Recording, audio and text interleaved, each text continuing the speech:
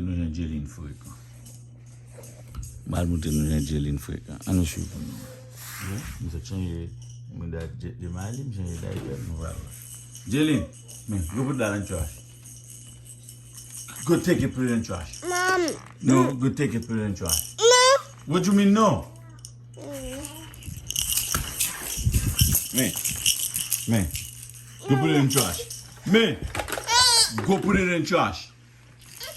Man, go put it in trash.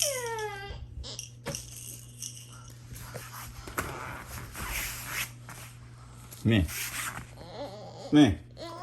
il va à une toilette et pisser il là-dedans. Il y a pipi là-dedans. Go put it in trash. Baby pipi, go put it in trash. Go put it in trash.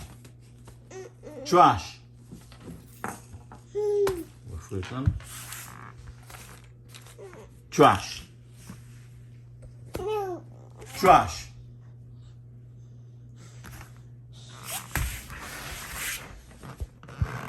Trash.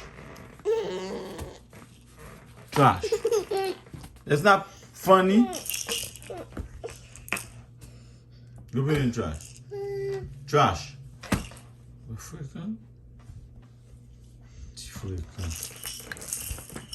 Ok. On fait des ordres. Vous pensez qu'il va nettoyer pour demander pour mettre ça dans le trash pour qu'on fait bien propre pour pas avoir. I'm going to put it in the trash by myself.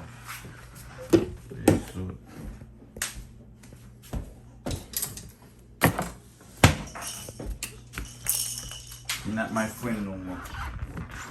I'm not your friend. You want to Jayleen Frekan?